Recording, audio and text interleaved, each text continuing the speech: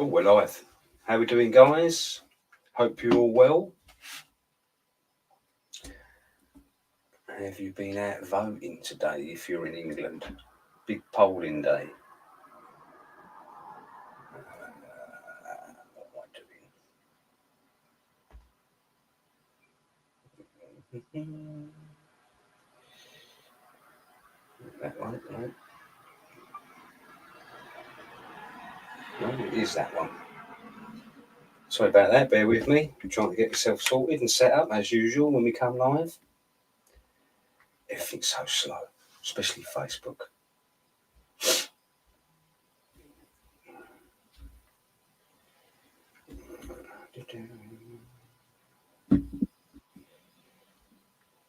Yeah, I'll give it 10 minutes on that, 5 minutes on that. Well, the weather didn't last. This time last week, I was saying, what beautiful weather we've been having. That's died on its arse. Hasn't been too bad today, though, to be fair.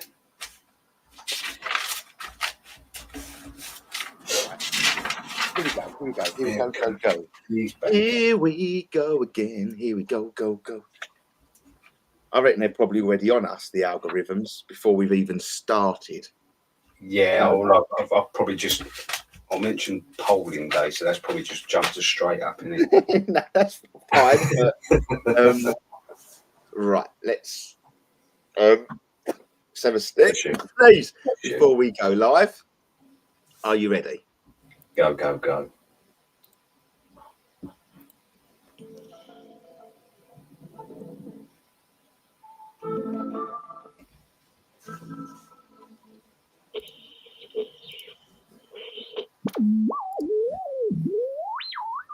It's now time for you to sit back in your chair and relax. Let your mind wander into the deepest, darkest parts of your brain. Let Ross take you on a journey to relaxation. Good evening, ladies and gentlemen, and welcome to Journey Through the Unexplained with some weird feedback just as we come live on air. We even spoke about that before we even come on air. I said, Paul, did you hear any feedback? We went, no, everything's fine. As soon as we start off the show, what do we get? Feedback. But hopefully we shouldn't have any feedback. This is normally the time I say thank you to Philip, but I know Philip's on holiday for a couple of weeks. So Philip, enjoy your well-earned rest. Get your feet up and get yourself a little bit better. I know you've been a little bit under the weather. So welcome to Journey Through the Unexplained. It is the 4th of July 2024. It's polling day. It is the day that we are at the polls. I suppose some people will be calling it our Independence Day, I'm sure.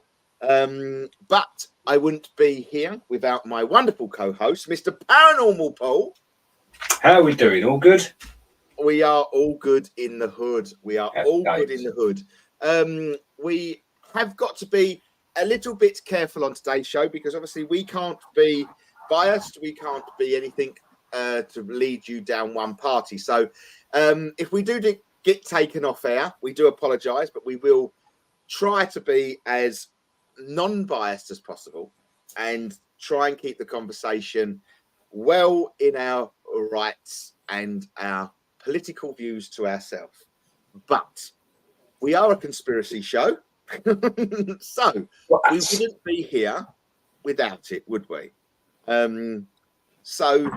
But we will start off the show with just following on from last week because we've got to sort of butt the shows together, and then we'll move on to the polling day show.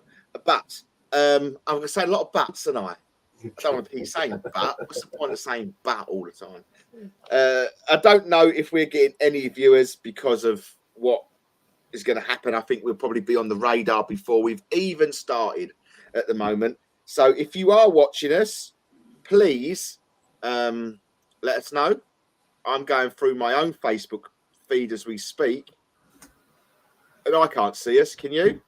I just pulled it up. Funny enough, it's just come up.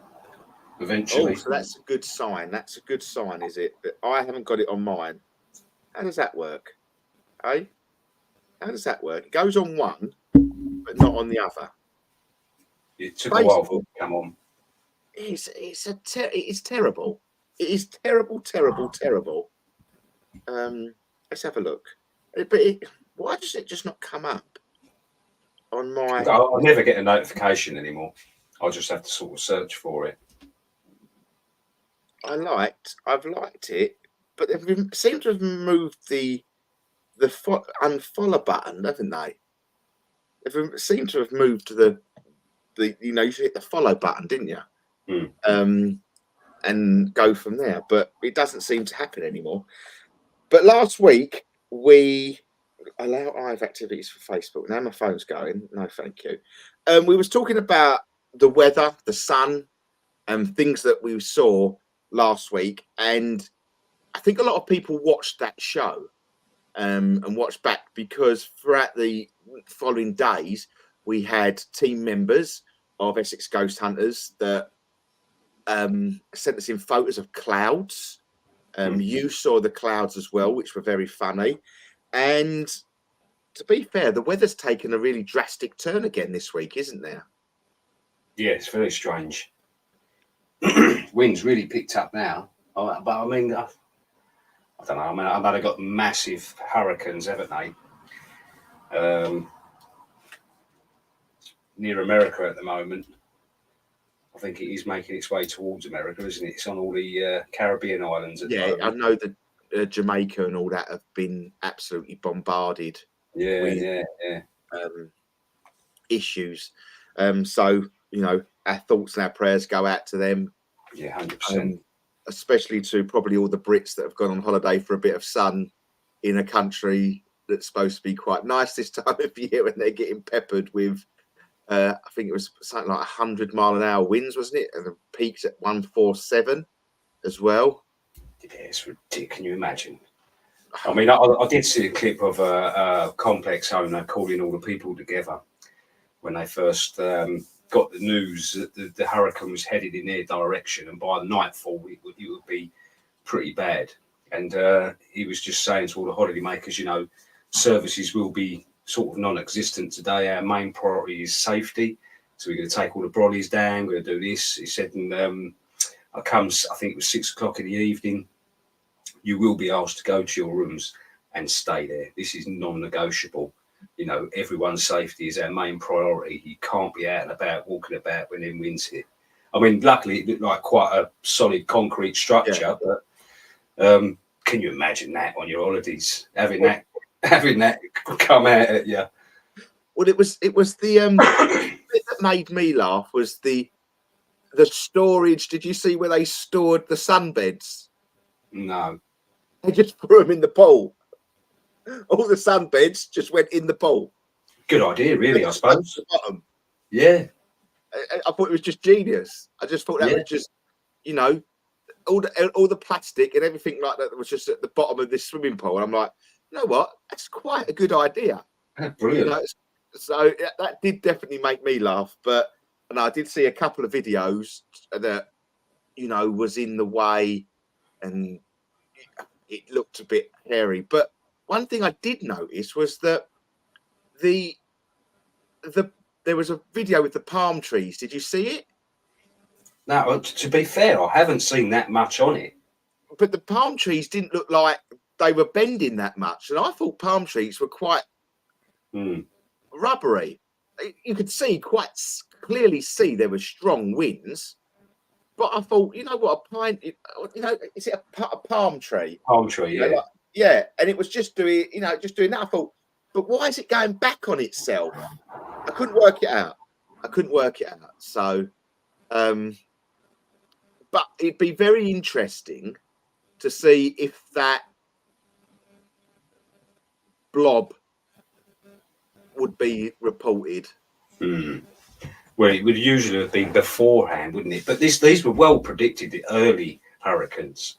You know, some of the sites I follow when they talk about the weather, they predicted early hurricane season and a more powerful hurricane season than they've ever had.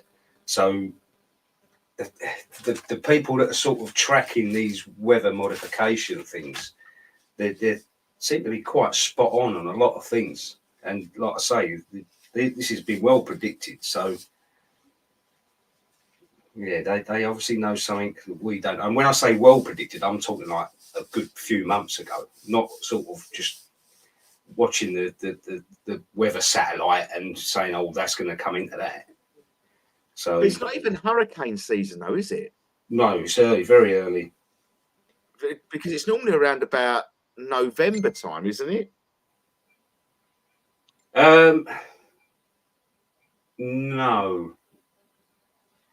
So I remember on my honeymoon, all them many years ago, we went to the Dominican Republic, and that was August the 13th. We got married, so it was the week after that, and that was just after hurricane season. Because I remember when we was on the beach, half the palm trees had the tops missing. It was literally just the branch of the palm tree. All the tops were missing. And I said, oh, yes, we've just had a hurricane season. They blew the tops off the palm trees. So this doesn't give you a lot of wiggle room, really, does it, from now till August? So I'm assuming it's July time, really, isn't it? Sort of. Yeah. Well, they always say, I remember I went out to Florida. I don't know, it must have been around my birthday years ago. And I know that we was right in the time of hurricane season. And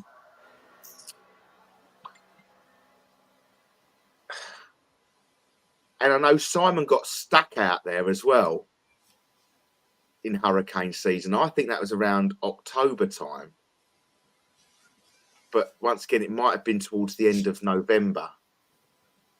I think Simon got hit by whatever the hurricane was, the big one in Hurricane Katrina, was it? Oh, The back end of that.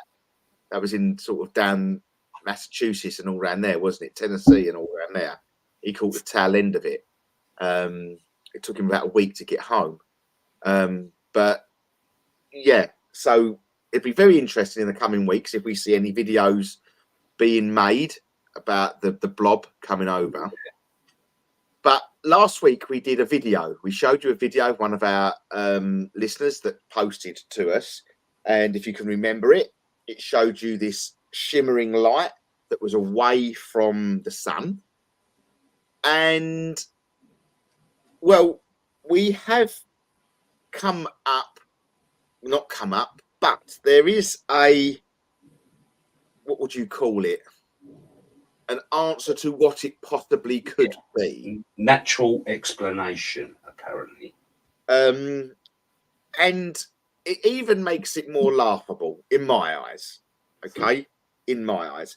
And they're calling them a sun dog.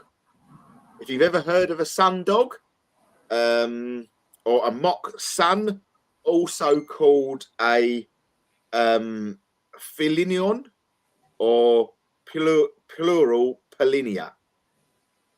A meteorological is an atmospheric optical phenomenon that consists of a bright spot to one or both sides of the sun.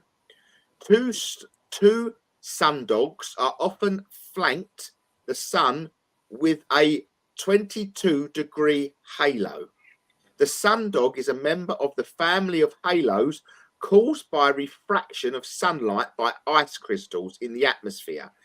Sundogs typically appear as a pair of subtly coloured patches of light around 22 degrees to the left or the right of the sun at the same altitude above the horizon as the sun. They can be seen anywhere in the world during any season but are not always obvious or bright. Sundogs are the best seen and most conspicuous where the sun is nearer the horizon. So, but the pictures now go onto your what is it, Google, put it in sundogs, takes you to Wikipedia. That's all that I've read out to you. Some of the pictures of sundogs, I can see a similarity. Yeah, but it's more sort of around the sun, isn't it? Like it says, the halo in the sun. Yeah. This thing that was recorded, to me, it's a bit different. It wasn't quite. You can the similarity is there, and I can see the similarity is there.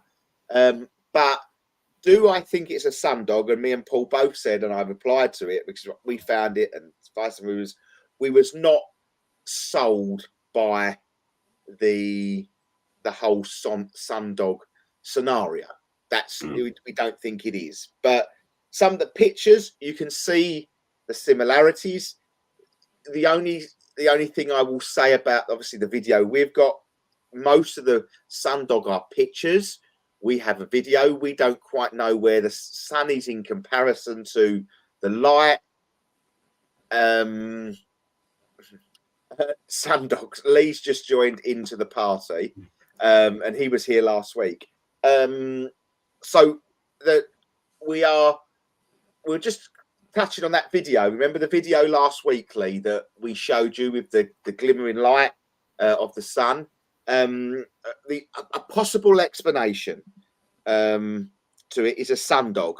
You're going to make me read all that out again now, aren't you? Just so you can make it. Google it, Lee. Sundog or a mock sun, also called a phelon or a phelan, and meteorological. I can't say the word. Meteorological. Yes, that word is an atmospheric optical phenomena that consists of a bright spot, one or both sides of the sun. Two sundogs often flank the sun with a 22-degree halo. The sundog is a member of the family of halos caused by the refraction of sunlight by ice crystals in the atmosphere. Sundogs can typically appear as a pair of coloured patches of light around 22 degrees to the left and the right of the sun, and at the same altitude above the horizon of the sun. They can be seen anywhere in the world during any season, but not always obvious or bright. Sundogs are best seen and most conspicuous when the sun is near the horizon. Now, I will try and show you on my phone without. That is what a sundog should be looking like. Okay.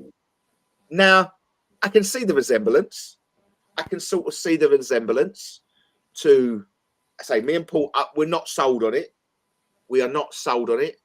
But I can see the resemblance. The only thing that sort of I have to balance it with is we haven't got a picture of the sun. If the gentleman in question stopped, took a picture, and we saw the picture of the sun with that in around about the same degrees to the right or left, then we probably have this phenomena that we see. I don't know, because there was only one as well, wasn't there? It sounds to me like what they're saying. It's like a kind of reflection, like it says. But again, that says like with ice crystals in the sky. Whereas this, you could clearly see that it was a cloud that it was reflecting off. So I don't know. Yeah, I say we're just to say it's all balance of an argument. We're here to balance the argument. Do you know what I mean? For all intents and purposes, we've been given a potential explanation of what comes from this. And I say there is slight, similarities, the same sort of colour, but we just don't know the angles. We don't know the picture. We don't. No, I don't know the exact location, Lee. I didn't find the exact location. Sorry, mate. But maybe not. But I do. How this reaction is caused with the directness of it works on this angle. This seems to me. Hold on. I might have just had a message come in. Hold on. So Kyle is our owner of the station. Okay, and he has sent me this information about sundogs and the wonderful world. Have you ever gazed up to the sky on a cold wintry day and noticed a bright, colourful ring or spot of light appearing to hover alongside the sun? You may have witnessed a sundog and fascinating atmospheric phenomena that has captivated humans in centuries. In this article, you will delve into the science behind sundogs and exploring what they are and how they form and why they are breathtakingly beautiful. Sundog, also known as a mock sun, is a bright circular spot or ring of light that appears either side of the sun when sun passes through ice crystals in the Earth's atmosphere. Sundogs are relatively rare and typically occur when the sun is low on the horizon, usually during winter months or high latitudes. Sundogs from when the sunlight enters the Earth's atmosphere and encounters thin hexagonal ice crystals suspended in the air. These ice crystals, often found in Sirius or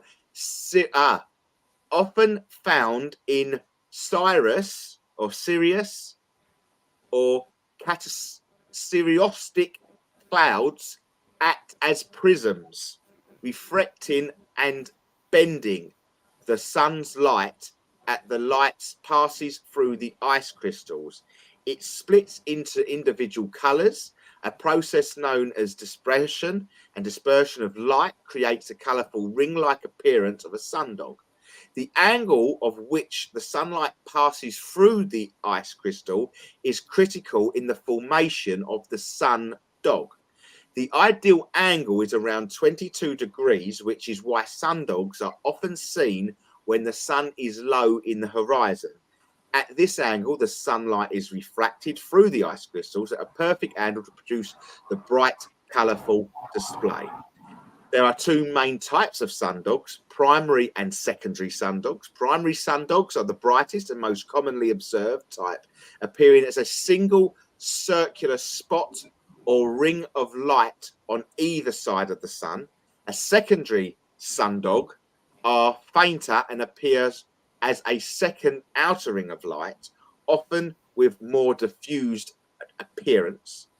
Sundogs can be observed from anywhere on the planet, but they are more frequently seen at high latitudes, such as Antarctica and the Antarctic regions. To increase your chances of spotting the sundog, look on the following conditions: a cold wintry day in clear and partially clear skies. The sun is low on the horizon, less than 60 degrees. Thin, high-level clouds or cirrus clouds are present. When observing a sundog, be sure to wear protective eyeglasses. Cultural significant. Oh, shush, Siri. Throughout history, sundogs have been source of fascination and inspiration for many cultures.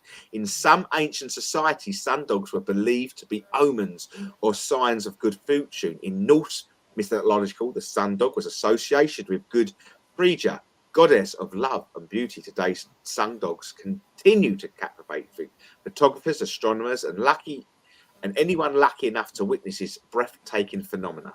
Conclusion: sundogs are a testament to the inspiring beauty of Earth's atmosphere. By understanding what science is behind this phenomenon, we can anticipate an accurate distance of light, ice, and air that comes through and creates a stunning display.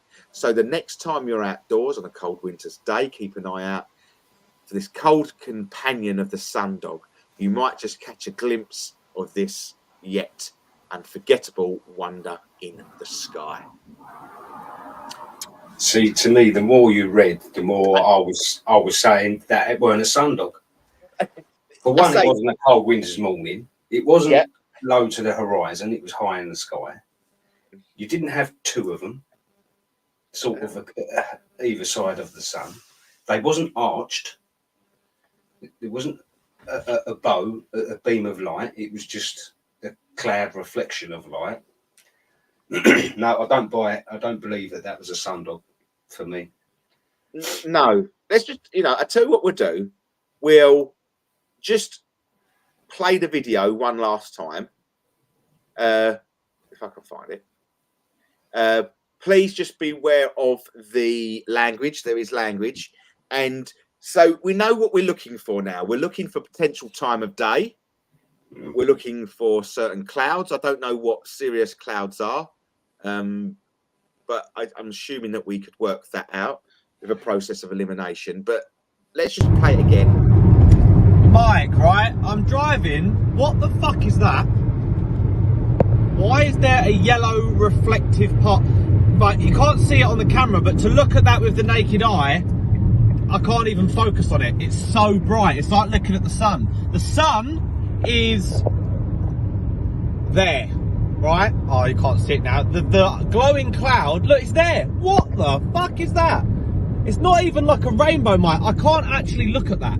It hurts my eyes to look at that. It's like something's reflecting the sun, like a mirror. No, don't buy it. Yeah, I saw. The sun looks higher than early morning.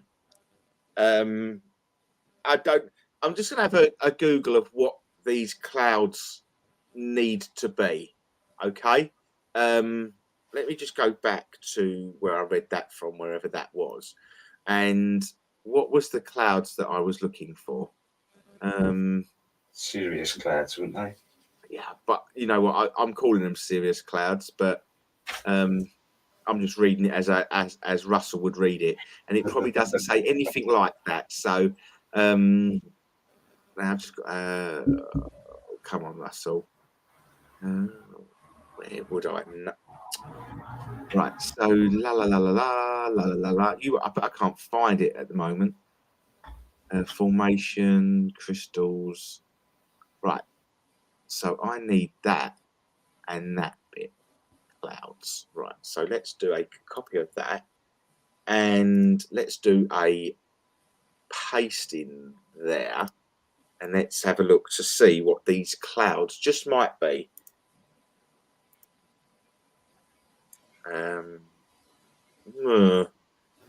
Oh no, no. Oh, do I think this is the cloud that we're looking for? No. I don't know. If I bring this up, this is what we want. This bit here. So this will going to share my screen with everybody that is watching over on Facebook, and then you can have a look at the types of clouds that we need. So no, it's not that one. It'll be this one. So these are the clouds, guys. So see the top line, the high level ones? Yes. They're the ones that will perform this cloud. And to me, them clouds look cumulonimbus. Yeah, that's just what I was going to say. Or maybe the one above. Or the one next to it to the left. I can't read that. It's quite small writing. Yeah. Cumulus clouds.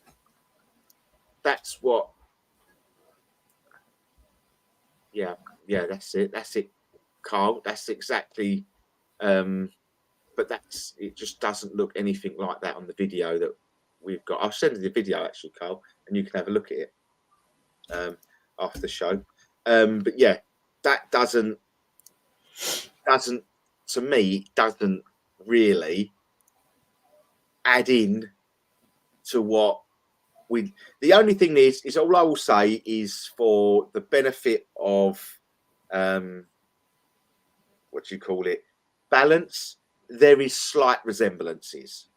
Hmm. The actual refraction, the actual colour of it, I can see it. You know, it does look like that colour. So, as you say, we're looking at these sun dogs and we get it's a refraction of the clouds and the crystals and things like that. So, what that gentleman caught in his video is something refracting the sun, if that makes sense. Yeah. Because it's got that similarity.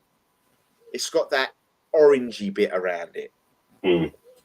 And that's what I feel is the, you know, the balance of the argument, that is whatever that was hitting was something metallic that could refract, but then the ice crystals are not. So yeah, I don't know, but I say for the art of balance, that's you know, we would, if someone sent in, we think about it and we do it. That's it. Yeah, try and work it out. I'm still not sold on it, to be fair. No, I say, but we both but- said that at the time, didn't we? We Yeah. both said that at the time. That you know, I think it is harder to change your mind once you've got your sort of mindset on something. But to me, even the explanations, you know, the only really thing we've got similar is, yes, there's clouds in the sky, and the actual colour. But other than that, the 22 degrees and the arching of the light didn't have that, and we only had one side, not two sides. Or a halo. It doesn't have to be two sides, but it was also quite far from the sun as well. Yeah, and it just didn't. I don't know. There was no arch for me. So the only, I'm if we not had sold. a picture, I think it would have been easier because we could have put things into context, Yeah, and analysed where it would be, because you could sort of work out possibly where the degrees of angles were. That's the only thing I can say. The video, you know, that if we could have got a snapshot of a distant shot, we could have then put the, you know, we would have known if the sun was low, we would have seen the more clouds around, and we could have seen if it was to the right, left, up, down, middle, bottom.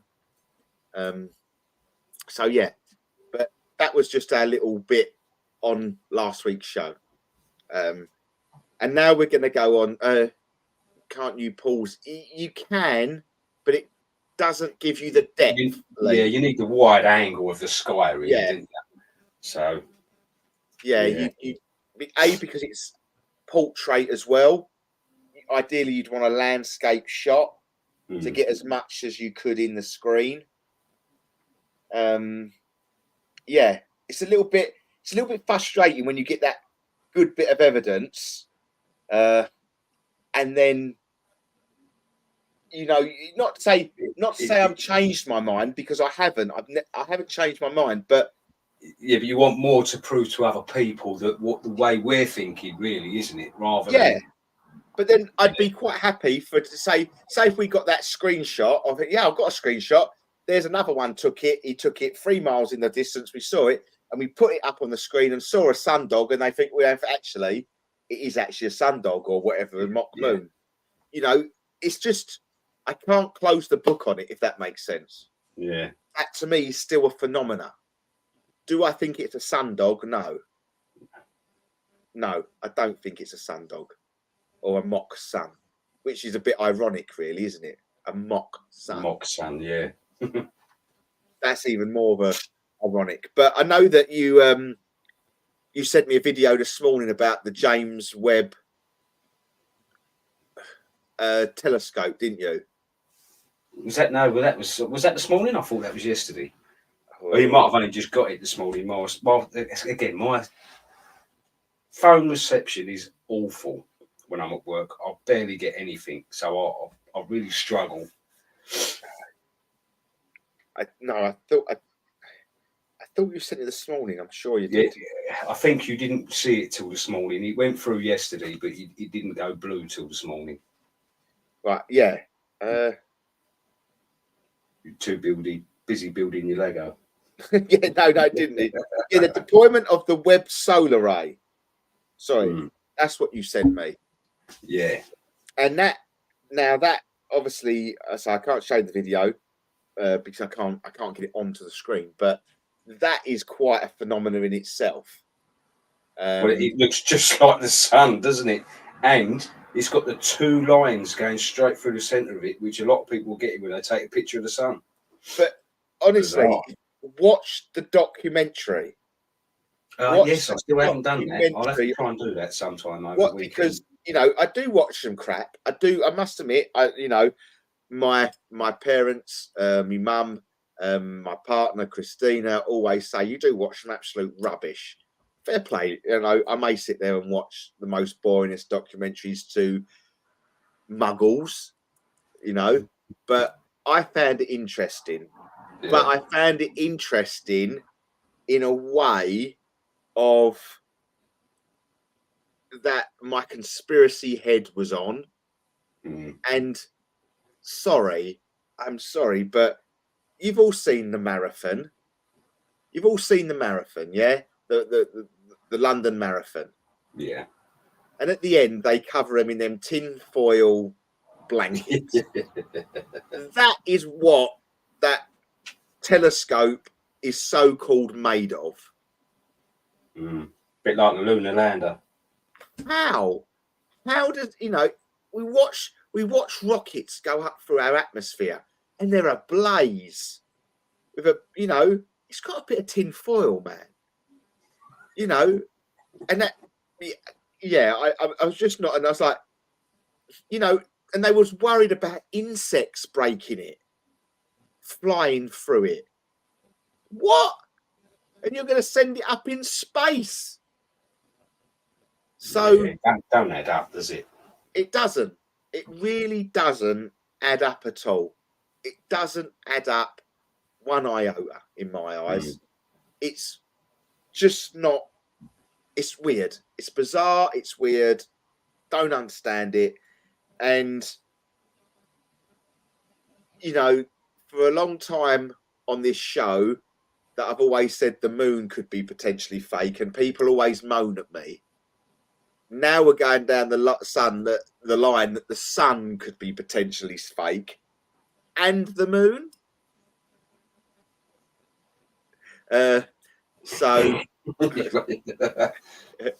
maybe a bit off topic, but okay, we'll answer it. We'll answer a question. We was going to do a conspiracy show, but Lee might be here to save our bacon more than anything. So might be off topic, but still down. Don't believe. Paul's under a Sandra's going to moan at me. Okay, I'll let you have the moon is real, but I'm going to take the sun away from you. Yeah. You've got to have one or the other. Yeah. Right, maybe off topic. Do so. Right. Paul, answer that one. You can answer that one because I think my take's a bit different to yours. Yeah, me personally, no, I don't believe we ever did go to the moon. Especially man on the moon. Maybe probes, possibly, but not man. When you hear NASA talk now, they're doing their best to get the technology together to get out of lower Earth's orbit. And that's their main goal. Well, how did you do it back in '69? And we haven't been able to do it. It just nothing makes sense about the whole thing. That's their main goal, to get out of lower Earth's orbit, which means going through the Van Allen radiation belt. That can spread, I think, between 10 to 50,000 miles of pure heat and radiation. I don't buy it. I just don't buy it. And the fact that a landline phone call to Nixon, or I don't buy it myself, mate. I really don't. And especially when you see, did I send you that one, Russ, with the moon landings with the Stanley Kubrick? Don't know. It's loads of little clips. I might not have sent it. I think I had to screen save it because he didn't let me save the video. So that might still be in my thing. But they all say Stanley Kubrick, the director, filmed the moon landings in a studio, and the film, the footage that's been released now of him in the studio with the lunar module, with the massive great construction of the moon, right down to the little details of the craters and everything like that.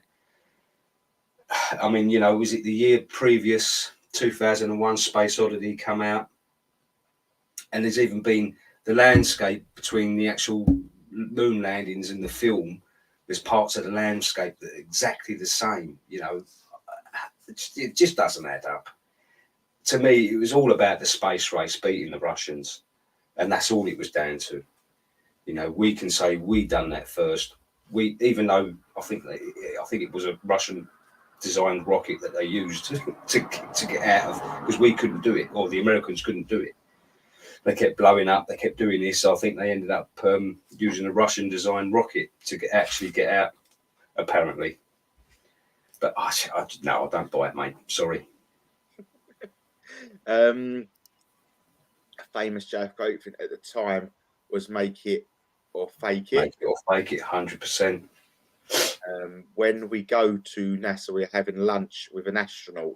What question should I ask about getting the truth without asking the obvious?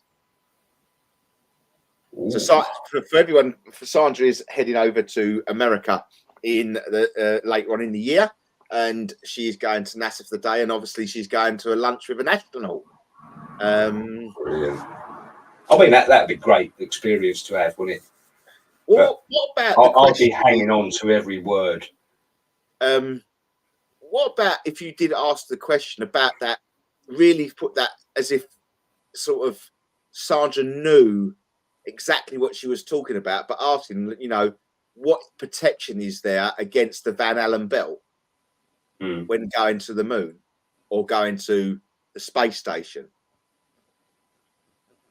See, now to me, he would know straight away that hang on a minute, you're going to try and slip me up here. Because that's one of the most common things, because I haven't been able to explain it properly. They really haven't. I mean, look at back in the day when X-rays come out. These doctors were practicing just like a split second of radiation. They'd spend a couple of days doing that. Well, if you was flying through the Van Allen radiation belt, it would be 500 times more radiation for a long period of time. These doctors all fell ill with cancers and this and that because they had a split second of kept X-raying themselves. But surely, if you hit him with, a question, Mrs. A's got to be prepared for the reaction rather than the answer. Yeah, but his reaction. I think I'm going to think about this one, and I'll message you, Sandra. I think with a question, or next week with a question. But that takes some serious thought. You've got to October, Paul. Oh, happy days! That's all right. Plenty of time. To October, so we will think. But I think it's the reaction. I think it's the reaction you've got to look for more than anything else. If he stumbles and stutters, then text me, Paul. Yeah. So I sit on the fence with it all, with the moon. Do I think we landed there? No, I don't. I don't think we landed there. But my mind and my head and everything goes along the lines of how do they lie and keep that a secret for so long? Now, I know people come on and say, well, there have been people on their deathbeds that have said this and said that. There'll be people that say, yeah, I've seen it filmed and I've seen this filmed and I've got this and I've got that. I get it all. I do get it all. but the production of it all and the effort that would go, we're not talking about 3 or 4 people. We're talking about potentially a few hundred. If you look at the faking of the alien autopsy, for example, and we're looking about a low budget, non-government issued alien autopsy, which has been, you know, if you listen, look, you know, Philip Mantle, part of, you know, in the UK's, one of the leading UK's ufologists, was a part of that hoax. You know, he was a part of that, and he alone, he said there was in excess of 50 people around that situation. Now we're talking about a lunar landing that was televised around the world. That, okay, we look at certain things with shadows and this, and, you know, gravity and the way the flag was and where the sun would be and this, that, and the other. So yeah, I get it all. But this whole production of this, I just don't see how they've kept it a secret. I can't, my brain doesn't allow me to go there, if that makes sense. But when I say, do I think it's true? No, I don't. See, I don't think they're okay, so the filming part of it, cast and crew, they're obviously involved in it. Top chiefs who, you know how to keep a secret, they're going to be a part of it. Other than that, no one else needs to be a part of it. You look at Houston, in the control centre, them people, they don't have to be told about the hoax, because all they're looking at is the screens. Every time you see a rocket go up, it never goes straight up and out. It always bends round as if it bends round and then it goes over and goes sideways. Yeah. It never goes straight up and out. You never actually see it sort of, you see that one sort of explode. It looked like it hit something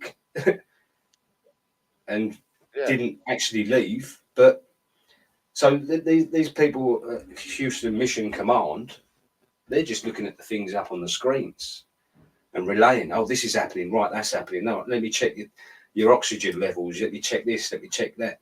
No delays. And this is the other thing, you're going through that radiation belt, you'd expect some kind of interference or delay.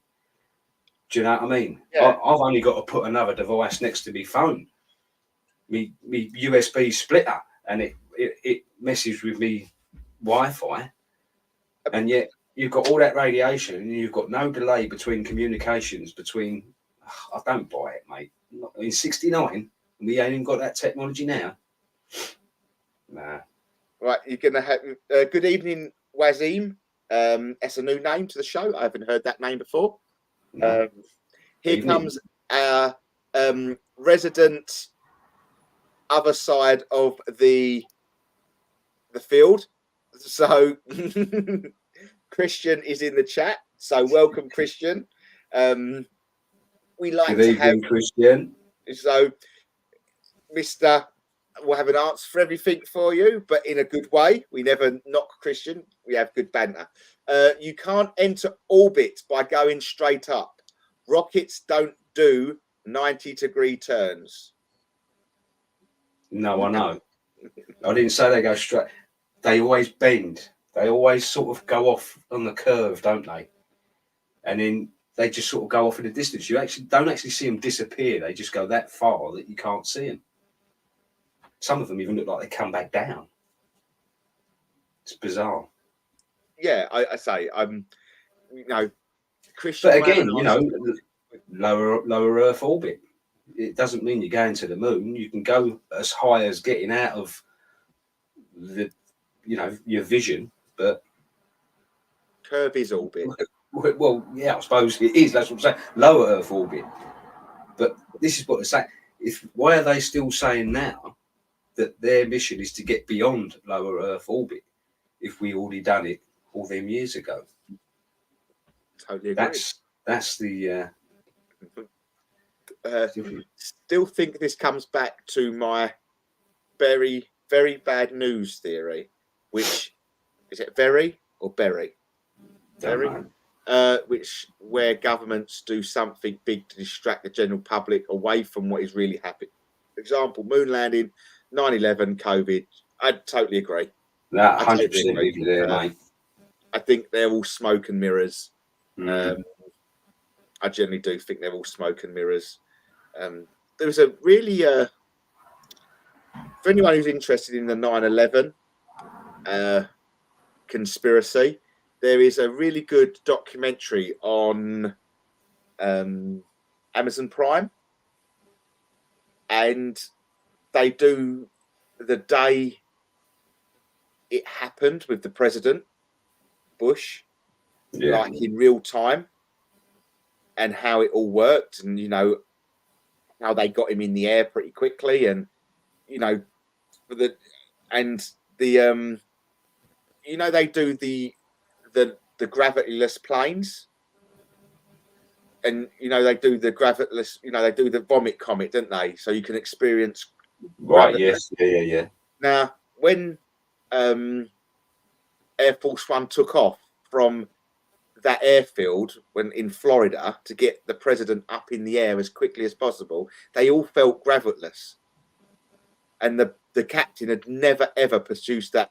He said because there was a threat to the life of the president, they had to get that plane above 15,000 altitude as quickly as possible, and no one was in their seats. There was people still boarding the plane as that was lifting in the air. One woman said she never ever got back on the plane ever again. She's never been on a plane since that day. And the more I watched it, yes, I get the conspiracy around it. I get it all.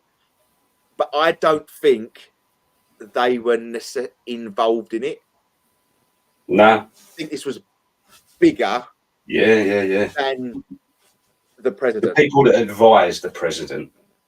Yeah, I don't think even the president knew about it. I really generally don't think he had, because if you watched his actions on some videos that were produced, it's like that's a reaction of a man that believes what's happening. Yeah.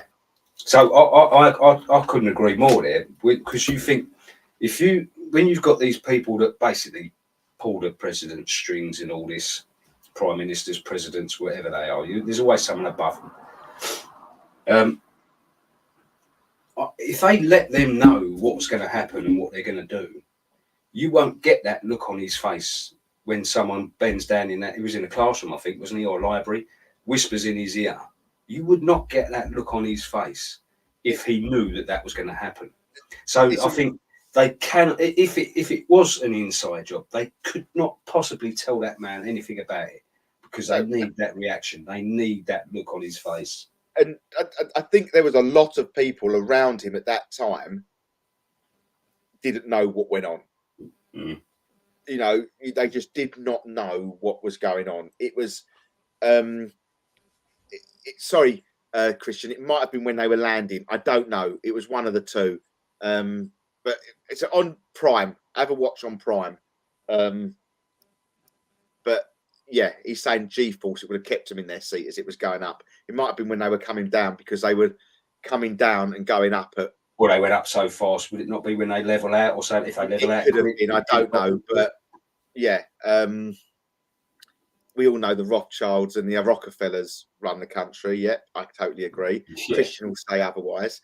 I'll go back to that one in a minute. Down to relativity. I'll go back to that one in a minute, Christian. All right, because we're on that one at the moment. But yeah, watching it, it's a real good insight of, and really how much the president sometimes doesn't have any say in the matter,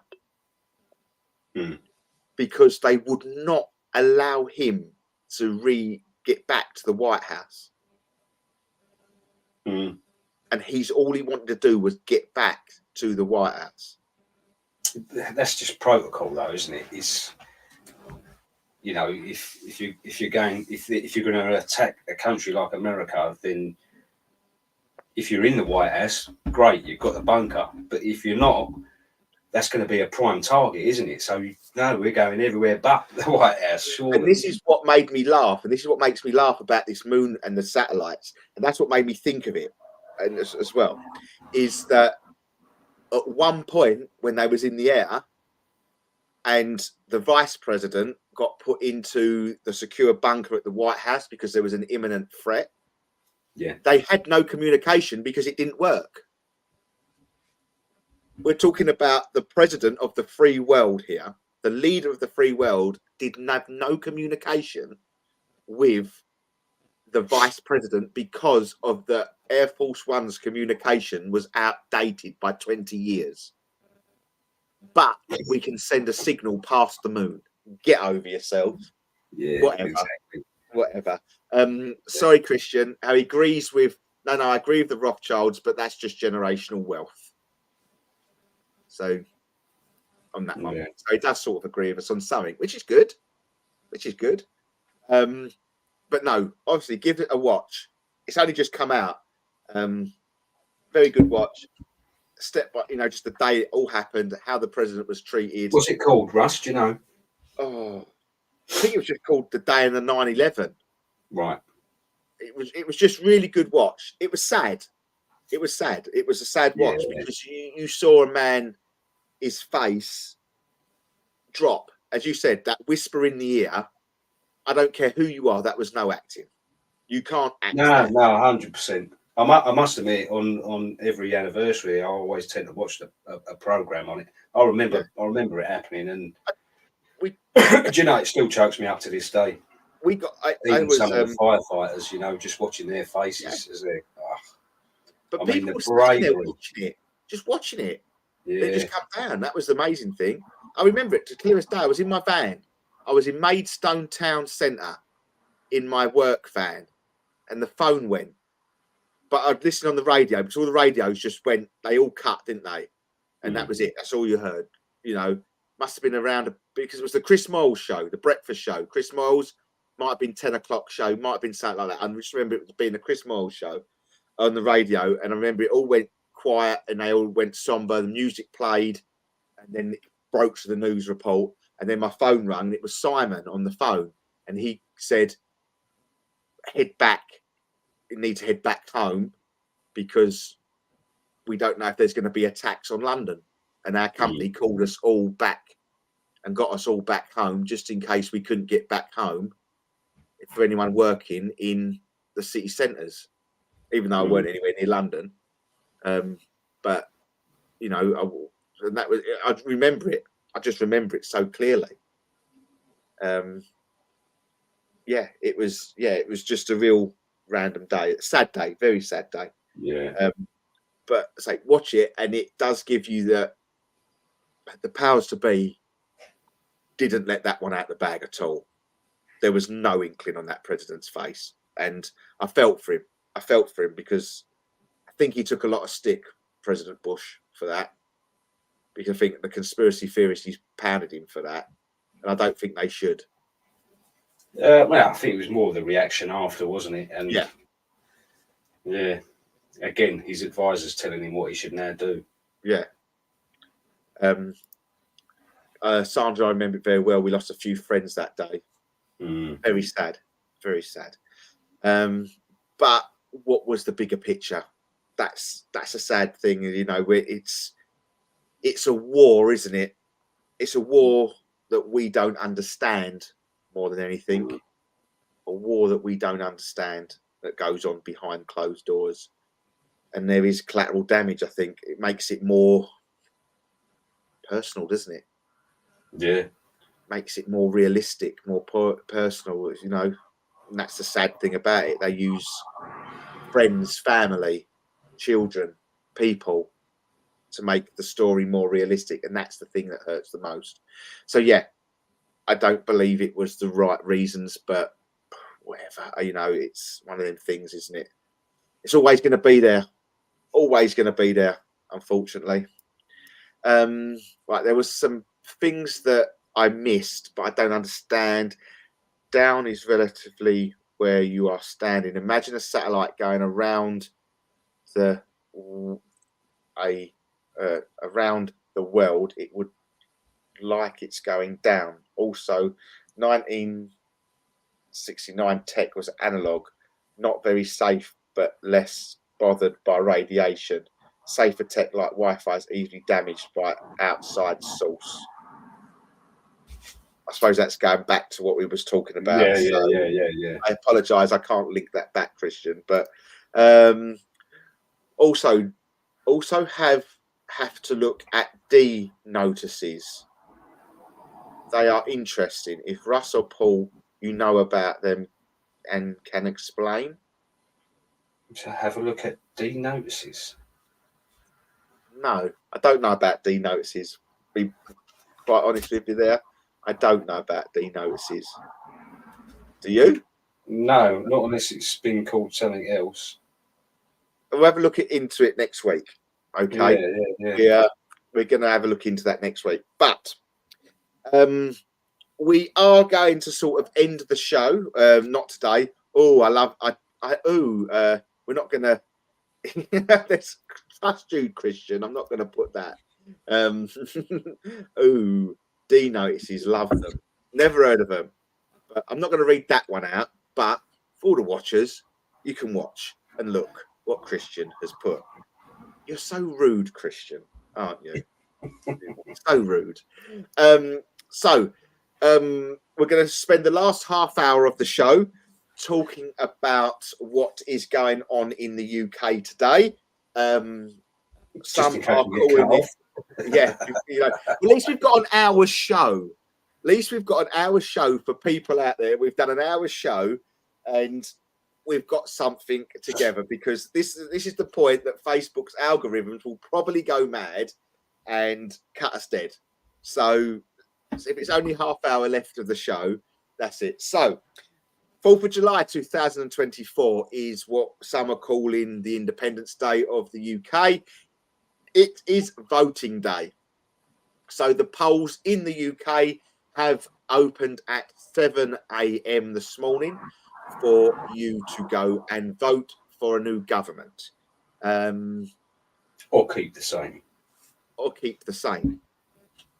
But I think the exit polls are quite accurate, aren't they? I don't think I think there's only been really one exit poll that has been overturned, and that was the Donald Trump and Hillary Clinton, wasn't it? Presidency, I think, because the exit polls did have Hillary Clinton winning at one point around about 12 o'clock midnight my time, and when I woke up the next morning, Mr. Trump was in. So they can be wrong, but listening to Sky News, BBC, all the exit polls are indicating that it will be a Labour government tomorrow morning. So just for everyone in the UK and around the world, this is how it works. At 7 a.m, the polls open. At 10 p.m. tonight, the polls will close and the counting will begin. And around 11:30, we should have the first seat to be declared. And around 4:30 a.m. tomorrow morning, we will know a rough. We are likely to know for certain our next government. Makes you laugh, though, doesn't it? So 10 p.m. tonight, the counting starts. Yes. Yet they know who's getting what. The exit polls are. Do you know what I mean? There was a good video. To be fair, there was a good video on TikTok that someone explained how the exit polls worked, and it's done on a lot of interviewing. Do we still have Mr. Binhead this year? No, he went for mayor, didn't he, Mr. Binhead? Mr. Binhead went for mayor, Christian. What was that? I don't know. Something slammed. I'm hoping it's where the. I'm waiting for someone to come through your door, Paul. No, I think we're Go and good. check. Do you want to go and check? I'll quickly check. Yeah, and I'll hold on. So, yeah, Mr. Binhead run for mayor, but is what we are getting. You know, there's a lot we've got to mention. Obviously, Labour, Conservative, Liberal Democrats, the Green Party, the monster raving loony parties, and Reform UK. So they're all in the ballot for the votes. As you say, the newses and the pollings have all indicated that Labour will win in excess of 200 seats. The exit polls are an average. They ask voters to fill in a duplicate voting slip as they exit the polling station. They're only selected through from each county. So that's how your exit polls work, Paul. Oh, sorry. I'll just say I weren't in, mate. I didn't hear anything. The exit polls are an average. They ask voters to fill out a duplicate voting slip as they ask polling stations only a select few from each county as it works. I was going to say, yeah. Yeah. And it was Christian at the door, apparently. So don't worry. But it's what we were going to just touch on is, you know, because of things that to be done, go up to, you've got a lot of, haven't you? You've got a lot of action outside your house tonight, haven't you? It's very loud. We've had a loud car, loud bike. It's because I've got the window open. Sorry, it's so hot in here. So, I can vote. Sorry, I've got it live up now. I've got it live up on our screen now. The polls will close in 52 minutes and 1 second. And I know there is a race, isn't there? Every time I think it's Sunderland who hold the record to get their first seat in. And it's a thing now. It's between, you watch Sunderland, that they get all the people in to start counting as quickly as possible, and they're running everywhere with these ballot boxes to get the first seat in. It's a big thing. So if I hear it's different from Sunderland in the morning, I'll be shocked. But it's normally Sunderland that wins the ballot. But I'm hoping that everyone, this was quite funny, the conspiracy side of me. I come in earlier on and I went to vote. And I took my own pen. I voted with my own pen. I wasn't using their pencils. And my mum and my nan left about 2 hours after me, and I both give them a pen as they left the door. I said, so whoever you're voting for, you make sure you use these pens, and you don't let anybody change the pens. That's your voting pen. Yeah. And so it made me like, I took my own pen as well. Lee took his own pen. Apologies, Paul. I'm no goof of sneaking around. Christian, I use blood. I don't know if you saw the signs. Did you see the signs about using your own pen? No. At our one, it said, we are happy to supply you a pencil. You're very free to use our pencils, but you're also allowed to use your own equipment, including pens. It was stuck on front of the booth. Well, they're meant to be done in pen, aren't they? So why supply pencils? Yeah. That's the thing, isn't it? It does make you wonder, doesn't it? Have you seen them ones in America when they do that and they hold a lighter underneath the thing where they wrote it, it just disappears? Really? Yeah, it's something to do with the paper they use rather than the pen or the pencil. Yeah, crazy. A 7-foot peacock feather and cut my finger. Didn't see that on the original sign. No one nicks a pencil. No, that's probably true. That is probably true. But we're just going to go over sort of, potential conspiracies around things and how, things, in last elections. And I don't think we have too much of it in the UK, do we? We normally take it for granted that it's happened. We've never really had any major incidents like the last presidential election. Yeah, I'm going to shut this window. Sorry, Russ. It's getting a bit too loud out there. That's it. Sorry. Polder stations are sponsored by IKEA. Shit. So, But this is what makes me laugh with the debate in America at the moment as well, with old Biden and Trump when they done that the other day. And now all of a sudden everyone's calling for Biden to step aside because they're worried about his mental issues. After that one debate, you're telling me that you took that debate to notice there was something wrong with the man? yeah, but this was on national TV. So, do you know what? Right, I'm. This either proves I'm getting old, or I'm just, I don't know. But every now and then I flick over to LBC radio, and I find out what they're chatting about. If it's something I'm not interested in, I'll just turn over. But if it's something I think, oh, I'll have a listen to this. And the day after the debate, everyone was talking about it. I was like, yeah, oh, I didn't know. And you think, and even the presenter, like, you know, she was going, oh, yeah, I think, what have you been watching for the last 4 years then? You know, if you're meant to, and you have people on there that are meant to be experts on you know, the politics in America, and they're like, I was shocked and stunned. Well, but what have you been watching then? Where have you been the last 4 years? There was a TikTok of LBC. It's not Nick Ferrari, but he's the one in the morning, isn't he? Nick Ferrari's the grey-haired chap, isn't he? But there was another gentleman, and they were filming him listening to that Joe Biden a debate, and he went, "What did he say? What was all that about?" But the thing is, it was like, but the next day, did you see him? Did you see Joe Biden the next day when he was at that rally? No, I heard about it. He was almost normal. Yeah.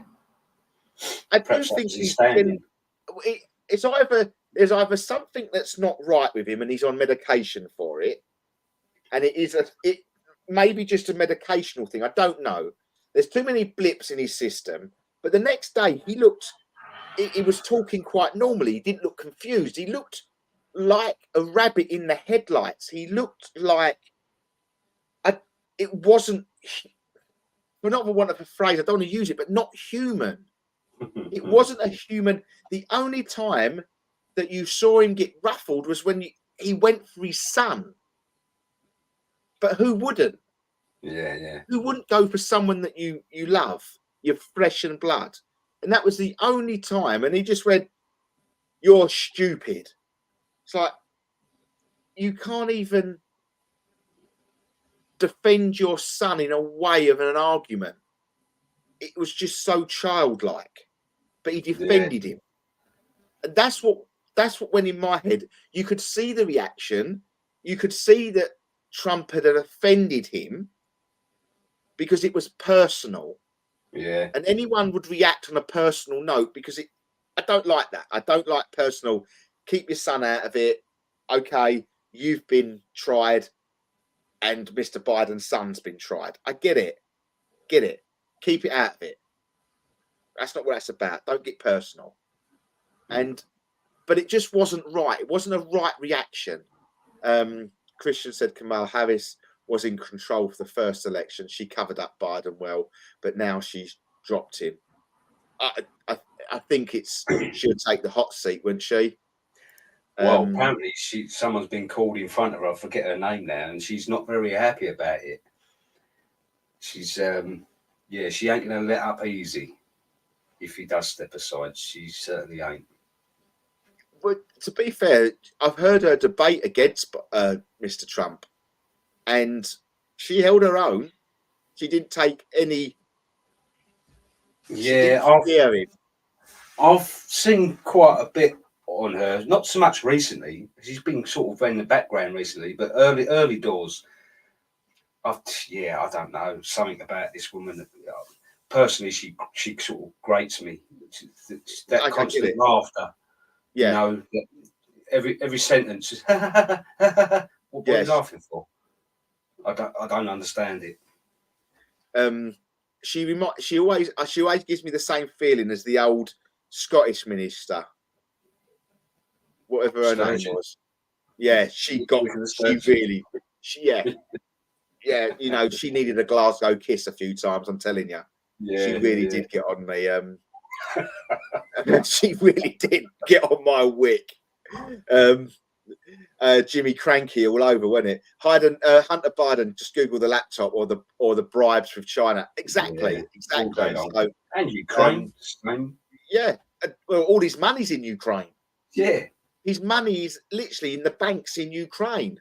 Killamette is too biased and left pleasing. So yeah, but we're talking, you know, the conspiracy side of things. When obviously the polls come in and Biden won, there was a lot of conspiracy around. Obviously, you know what you said, the balloting, you know, hidden boxes, box Postal swapping. votes was one, wasn't it? It was a postal votes. Yeah. You had the security cameras there watching the same man drop off piles of these postal votes, like 20 at a time, 3-4 times a day. And you're like, well, hang on a minute. People What's voting, that all wasn't it? about? Yeah, people that have been dead voting. 10 years. So it's just not, but they get away with it, didn't they? They get away with it time and time again. yeah, many of the ballot owners are deceased. Yeah. So I remember, I think it was it Wisconsin, the state of Wisconsin. At one point, Trump was about 70,000 people in the lead, wasn't he? 70,000 votes in the lead, and it was like a landslide. And then throughout the night, it was like the postal votes are now coming in, you know. Then it went from like 70 to like 25,000. It was 70 to like, and it dropped to like 30,000, 50,000 like that, didn't it? Yeah, it was like, whoa. It was one of the biggest swing states, and then you've got like Biden leading it. So yeah, so but we never have really that in this country. We sort of take it for granted, you know. But have we got anybody that would in power that? We're very British, aren't we? We take it with it on the chin. I'm assuming that you're not going to see Mr. Sunak come out tonight and say it was all fixed, you know. Well, there was one conspiracy I've sort of really got me thinking. So last time we voted, there was record low number of people voting. The local elections had record low people voting, and there was a big fear that this time round it was going to be so low because they know that the people of England and Great Britain have had enough. And they were worried you'd only get sort of maybe 20-30% of people actually voting, which basically would ruin the government's. You know, how can you dictate to the country when only 20% of them actually voted for you? For all of them, that would be split, like, you know. And then all of a sudden, we got this, I say all of a sudden, the last sort of year, we got this new party that's come out saying whatever all the normal people were saying. And I'm not going to say yes or no towards this party, but they've got so much hype. And there's a part of me that thinks, because I was going to be one of them that don't vote this time round, because I had no interest in either of sort of the main parties. I think they've both let us down in all sorts of ways. But having someone come in that changes the dynamic of things, I'm not necessarily saying everyone are going to lean towards them, but it could encourage other people to vote for someone else because they don't want this new, You see what I'm saying? So get that voting system. So then the government can say, well, hang on a minute, 70% of the country is now voted. So the majority have voted for whoever wins or whoever doesn't, but you've voted, which means you want that government to be involved in your lives. Whereas if only 20 or 30% of people voted, where would they stand there in trying to control the whole country? But, and I don't know, something got me thinking about that. You're right in what you're saying. I'd like to know, we'll touch on it. We'll sort of touch on it next week. Obviously, we'll get more of the facts and figures of how many people voted and blah blah blah. So we'll know them, and who comes second, third, fourth, fifth, sixth, and all that. How many seats were governed, and but obviously we can mention names. UK Reform is the party I believe you're talking about. Yeah, 100%. Which has matched Conservative Party. We know that the leaders of UK Reform and Conservatives, there was talks, rumours that they would be as one party at one point. The leader of Reform would take over as the Conservative leader. That was a rumour, wasn't it? A big conspiracy rumour. But he's openly sort of invited any Conservatives who want to come and join our party. You're more than welcome. I think that will happen. Yeah. And I think we've got 4 years of uncertainty. Whoever gets in, it doesn't matter if it's Conservative, Lib Dem, others, SNP, or Labour get in. The exit polls suggest Labour. We can't deny the facts of that. That's what they're saying. It's going to be a landslide victory. That's what we're getting at all times. Put on the radio, the news, everything. So we know that. So it's going to be 4 years of unstableness because of it's a new party taking over the country.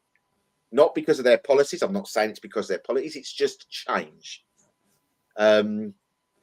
Or maybe I am saying it's because it's their policies. I think they've got great policies. But we're going to be in for an uncertain time for the next 4 years. Mr. Binhead. You could have a strong opposition to the main 4 party, years' time, which I think you need. Yeah, because at the moment, to me, they're both, red, blue, they're both the same. And at the end of the day, the headmen of these parties, I don't know if I'll get in trouble for saying this, we know their scholarships in the World Economic Forum. Yeah. They've been up there with Klaus Schwab, the pair of them. There's a lot going on there. And I don't know about Farage. I haven't heard that he has. I haven't seen that he has, but it doesn't mean he hasn't. But yeah, I sort of agree. We don't. Once again, we know what my belief is. I think these people in power. Me personally, if UK Reform do well and they can stay for another 4 years and challenge, it'll be because of the powers that be want them to challenge. That's how I look at it. If powers that be are powers that be, but at the end of the day, they still need the people to back them. Yeah. So, and this goes back to where I was saying about the voting. They're worried that like sort of 20-30% of the nation's going to vote. That's not good enough for them because they can't implement nothing because you'll then have 70% of the country going against it. So like you say, powers that be are in control and they can see that things are going wrong, so they need someone there that people are going to get behind. And we don't know where we're going to come out at. We don't know what's going to be. But I do agree with you, Paul. I do agree. Could be the devil in disguise. But the sad thing is that, just like you've always said, Paul, that our voting system in this country is very outdated. Hopefully, that's the thing. One of the first discussions they're going to have after this election. Proportionate representation. I think it should be. Because if this proportional representation was here now, I think you would have potentially seen a different outcome to this election. 100%. I really do think we would have seen a more balanced proportion of voting. I think it would have been a lot closer than we think it would. And it would encourage people to vote because every vote matters, and more so than it does now. For me, I feel that this snap election that's been called is done for the powers to be to get everything in place for 4 years' time. ID for every vote, and then you should be able to see your vote online to ensure it's not changed. Great, like that. Absolutely. Yeah. Absolutely. Couldn't agree more, Christian, on that one. Well, you're agreeing with us, and I'm agreeing with you, Christian. This is not normal. But yeah, hopefully this comes into play. And I think they've delayed our. I don't think they want us to be like other countries around the world at the moment. I think this election has been called for a reason, because they know who was going to win this election. And they're not prepared to have such a right-wing government just yet in this country. Look at the French with Marine, or whatever her name is, Le Pen. Yeah. She looks like it's going to be in charge of the French. We know Donald Trump is in good stead in the United States, very right-wing as well. We know by his own that UK reform is very right-wing. And they're not prepared for that. They're not prepared for this moment. And I think this snap election is done on purpose to prevent that moment that the United States are having and the French are having, the Germans are having it. As well, you think, there was a petition, a government petition for people to sign for the votes of proportionate representation. Well, the second he put in for the snap election, Russ, all petitions are cancelled and seized until after the election. So if that had got the amount of signatures it needed, it might well have done, actually.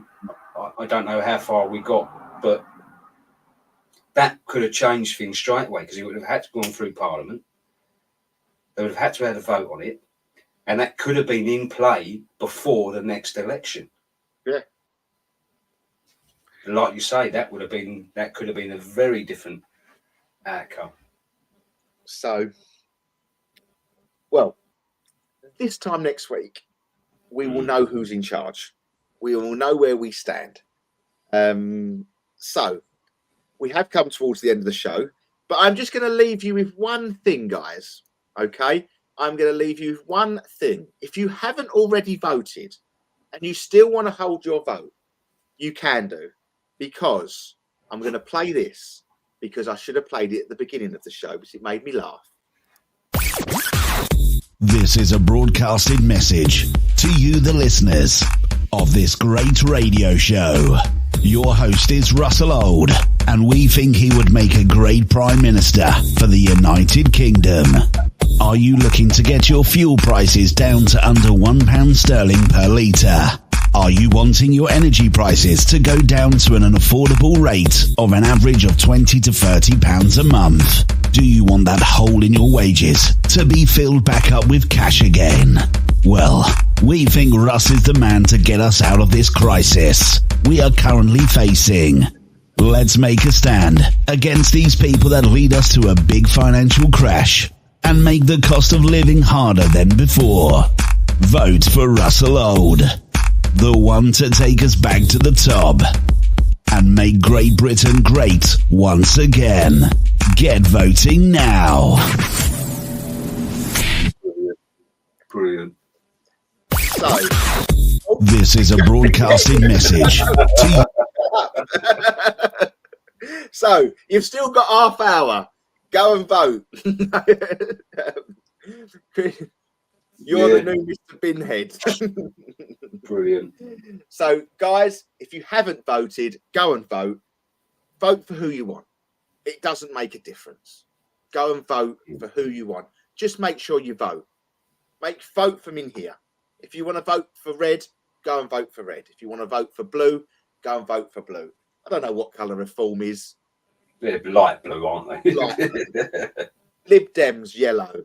Go and vote, okay? Because we need it to be a big thing to make sure that we are ready to go with the next election. And then the next election, we will fight. We will, put I think the cards are on the table if we can keep the powers to be running. So, on that note, guys, we have 28 minutes to get voting. Go and do it. Take care, everybody. Thank you for joining us today on the show. Hope we haven't been too political. We've stayed on air, so that is the main thing.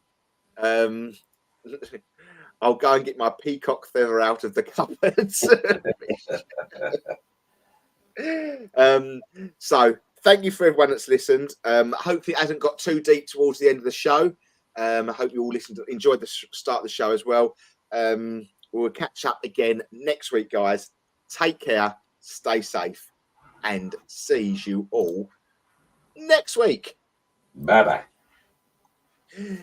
Thank you for everybody that has joined us on the show tonight. We appreciate it. Thank you for all your comments, for listening and bearing with us. So really do appreciate you make the show just go that little bit smoother with your questions. So I do appreciate it, guys. Take care, stay safe, everybody, and see ya next week. Bye-bye.